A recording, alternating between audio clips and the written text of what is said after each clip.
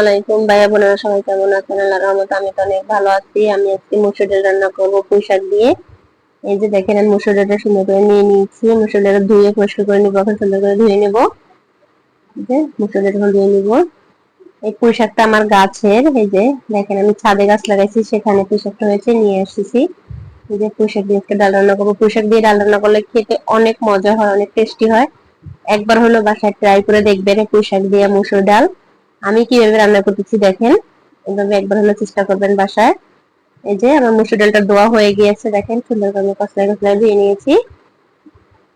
এখন আমি চুলায় বসাই দিব সুন্দর করে মসুর ডালটা। চুলায় দিয়ে দিয়েছি। এখন একটু হলুদের গুঁড়া দিয়ে দিব। হলুদের গুঁড়া দিয়ে মসুর ডালে সুন্দর করে সেদ্ধ করে নিব। সামান্য পরিমাণে লবণ দিয়ে দিলাম।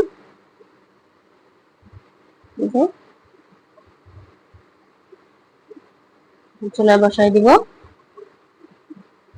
যে আমার ডালটা সুন্দর করে ফুটে উঠেছে, দেখেন সুন্দর করে গলে গিয়েছে ডালটা।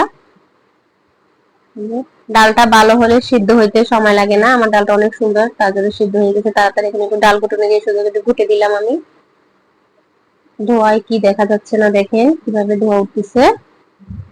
যে আমার ডালটা গোটা হয়ে গিয়েছে।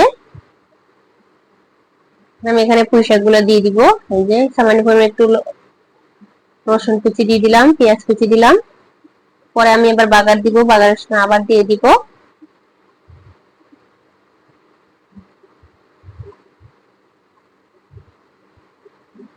যে এখন আমি এখানে পুঁই শাক গুলা দিয়ে দিব সুন্দর করে। কিছুক্ষণ আলু দিলাম,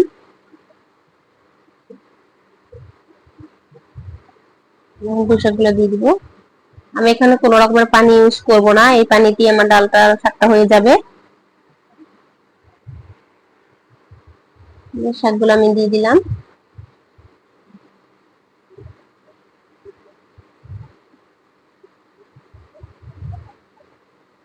দিয়ে দিয়েছি। একটু লড়াই দিব সুন্দর করে, দিয়ে শাকগুলো দিয়ে এখন লড়াই দিব, মিক্স করে নিব ডালের সাথে। কে কে মুসুরি ডাল দিয়ে পুঁই শাক খান নাই, শেষে একবার হলো বাসায় খেয়ে দেখবেন, অনেক টেস্টি হয়, একবার রান্না করে দেখবেন।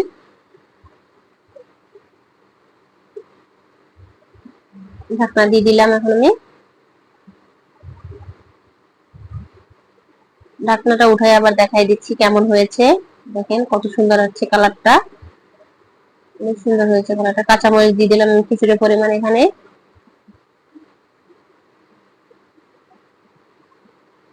কাঁচামরিচটা দিয়ে নাড়া দিলাম সুন্দর করে।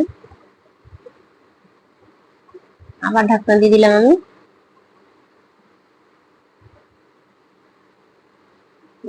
দেখেন কত সুন্দর লাগতেছে, হয়ে গিয়েছে আমার পুঁই শাকের ডাল। পুঁই শাক ডাল আলু দিয়ে দিয়েছি একটা এখানে আমি।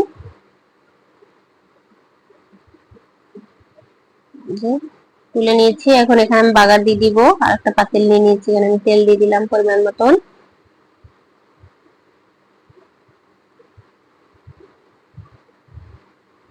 পেঁয়াজ কুচি রসুন কুচি দিলাম। অ্যাকচুয়ালি এখানে শুকনো মরিচ দিতে পারবেন, আমি দিব না শুকনো মরিচ। বাচ্চাদের জন্য, বাচ্চারা একটু ঝাল পছন্দ কম করে, তার জন্য আমি শুকনো মরিচটা দিলাম না।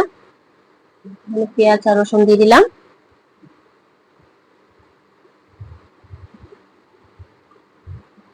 যে পেঁয়াজ রসুনটা ভাজা হয়ে গিয়েছে, দেখেন সুন্দর করে আমি বেরেস্তার মতন একটু লাল লাল করে ভেজে নিব।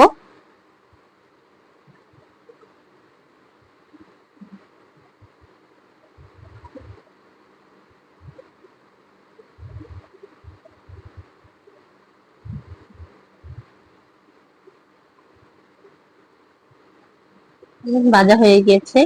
এখন আমি ডাল আর পুঁই শাকটা এখানে ঢালে দিব সুন্দর করে। সাবধানে ডালবেন, এগুলো হাতে ছেটার ভয় থাকে। সুন্দর করে লড়াই দিব, লড়াই মিক্স করে নিব। এটা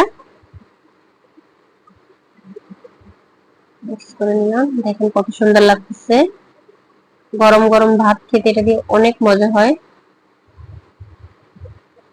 হয়ে গিয়েছে। এখন এটা চুলাটা বন্ধ করে দিব, এখন তুলে নিব। চুলাটা বন্ধ করে দিলে আরেকটু ঘনত্ব হয়ে যাবে, তার জন্য চুলাটা বন্ধ করে দিব। এই যে দেখেন, আমি একটা বাটিতে পরিবেশন করে নিয়েছি। কেমন হয়েছে ঘনত্ব দেখেন, কত সুন্দর লাগতেছে। আমার মসুর ডাল আর পুঁই শাকের রেসিপি যদি আপনাদের ভালো লেগে থাকে লাইক কমেন্ট শেয়ার করে দেবেন প্লিজ প্লিজ পাঁচ টাকা সাবস্ক্রাইব বাটনটা দাবাই দিবেন, বন্ধুদের মাঝে শেয়ার করে দিবেন। আপনাদের একটা লাইকে আমার ভিডিও বানানো উৎসাহ বাড়াই দিবে। আসসালামু আলাইকুম।